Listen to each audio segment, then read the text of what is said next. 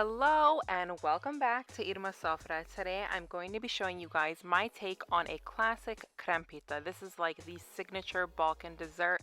So easy to make, so simple to do at home, just a couple ingredients needed, so stay tuned for this amazing dessert.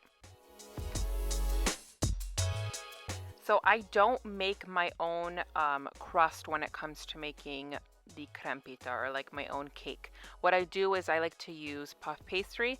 I get my puff pastry at Restaurant Depot, so that's why it's in like little squares because I like to fill them with things, blah blah blah. You can just purchase regular puff pastry at the grocery store. It comes in sheets. You're gonna let that thaw, and then once it's thawed out, you're going to then roll it out a little bit, and then you're going to put it in a deep baking dish. So I'm using my it's like my medium size, and I'll put it down in the description below what size it is, but I'm using like a medium size with some parchment paper. And then I have to make like a sheet because I'm using these like square pieces of the puff pastry. So I'm just making a sheet of puff pastry, and then I'm going to combine them together, and then I'm just going to take a fork and I'm just going to prick it all over, making sure that our puff pastry doesn't rise. Now that's not enough for it to not rise. It's still going to rise if you just do the fork bit of it. So what you're going to do then is you're going to take a smaller pan, something heavy, and you're going to put it on top with a piece of parchment paper in between, so making like a sandwich. And that's going to help us keep that layer of puff pastry nice and thin. We're going to get those beautiful little layers, but it's not going to be all puffy. You don't want that. My edges are going to be a little puffy on the sides, but hey, no big deal. We're using a deep dish because the crempita, the filling, that like signature vanilla custard on the inside, is there's a lot of it, so we need something that's going to be deep to hold it in. So that's why you want to use a deep dish for this. And I think glass is perfect for this recipe.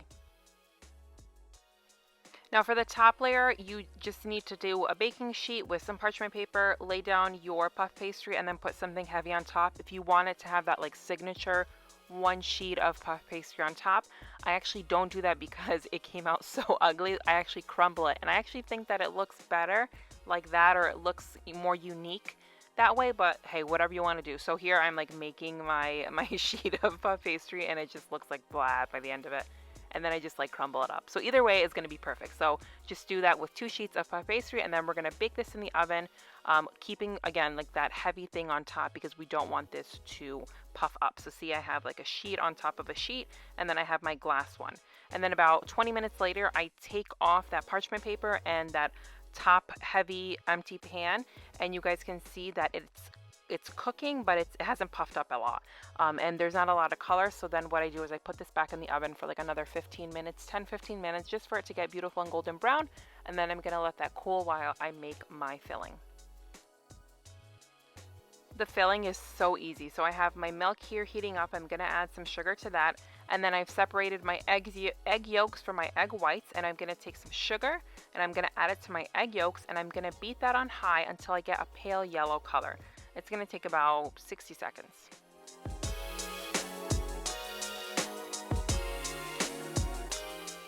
So once we get that pale yellow color, I'm then going to go ahead and add in some flour, just a little bit of flour, and then I'm adding quite a bit of cornstarch, but keep in mind that's what's going to hold this custard together. And then make sure when you are measuring your cornstarch, you're spooning it into your measuring cup. You're not like scooping it out. Because we want this exact measurement. So we're going to spoon that into our like glass measuring cup, like what I'm using here. And then you really want to make sure for this recipe, if you can, you guys use like a really good quality vanilla extract. Like splurge on this because it's worth it, trust me. So I'm adding in my vanilla extract, and then we're adding cold milk to this mixture. Make sure you add cold milk. Don't use like warm or lukewarm. Make sure you're using cold milk. Mixing that all together until everything is well combined.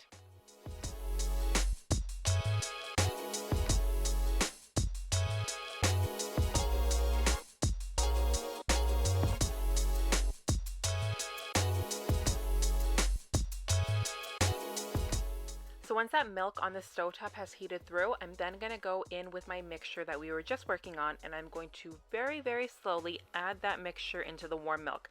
Now the reason you don't want to add it all in at once is it's going to then cook the eggs, and then we're going to get like a mushy, scrambly egg custard, and we definitely don't want that. We want a nice creamy base. So just slowly add that in until you've added all of that mixture into the warm milk.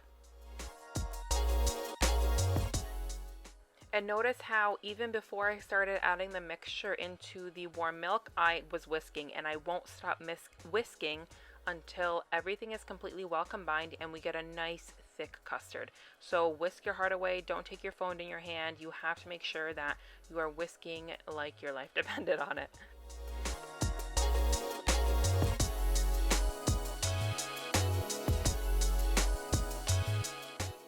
I'm still here whisking, so once it thickens up and it's beautiful and creamy, you're going to turn off your stove and let it hang out for a couple minutes while we work on the egg whites.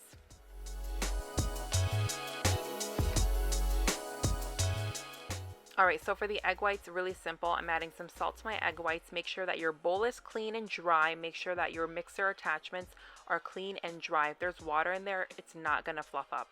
So then we're just whisking in that egg whites and those egg whites and the salt, and then once that starts to kind of foam up, I'm going to go ahead and add in some sugar. I'm not adding too much, just a little bit for it to, start fluffing up.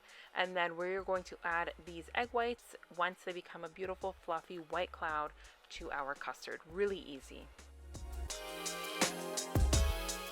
So this is what your egg whites, sugar, and a pinch of salt should look like. Really nice fluffy cloud of egg whites. That's what we're looking for. It's tripled in size and it looks phenomenal.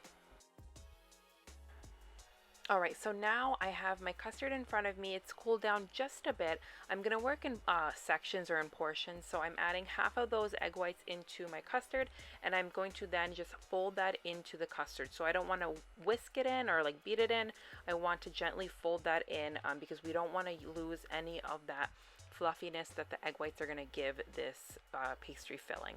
Now, someone's probably going to ask me, egg whites and they're raw and like you're eating it in a dessert, is that going to get me sick? Guys, I ate literally the whole thing, and I'm here standing telling you that I had no problems. I use egg whites too when I make chocolate mousse. I've never had a problem. Typically, salmonella is found in the egg yolk. People do say that the egg whites can sometimes not be safe to eat as well. Use pasteurized eggs. That's all I can say. And like I mentioned, I didn't get sick or anything, so don't worry about that. So just work in sections and then make sure that you use all of your egg whites into the custard and mix that until everything is well combined. Alright, so here's my really sad first layer of puff pastry. When I was eating it and like cutting it, I didn't even notice that. I would have totally forgotten that this was like multiple little sheets. But just taking that parchment paper off from the bottom, and then I'm adding that custard on top for it to be a nice even layer.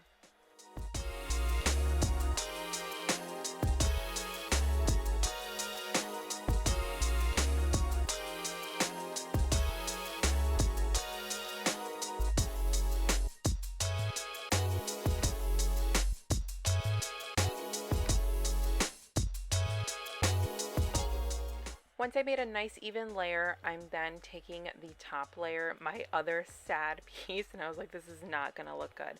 So what I decided to do was I decided to take the puff pastry and crumble it on top. And to be honest, you guys, I loved the way that it came out. It came out so rustic and pretty. That's like the best way that I can describe it. With the powdered sugar at the end on top, and then if you want to do like chocolate or something, absolutely beautiful. And then I'm just gonna let this sit, and this is like the most important thing, you guys. Make sure it sets for 24 hours. You really want those egg whites in the custard, and most importantly the puff pastry, you want that to get soft. You don't want it to be very hard because it will be in the beginning, so definitely let this hang out for at least 24 hours in a fridge. And there you have it, you guys, my take on Krempita 24 hours later. It's absolutely amazing. And I know I say that about like all my desserts, but you guys, seriously, you have to give this a try. So good, and it pairs so beautifully with chocolate as well. I ended up later on when I was serving it to my guests drizzling the chocolate on top too. So beautiful, pairing it with some fresh berries, or I had some frozen on hand, but such an easy and beautiful dessert, and it's such a crowd pleaser, I can guarantee you that. Thank you guys so much for watching. Please be sure to subscribe to my channel, add me on Instagram if you haven't already, and I will see you guys next time.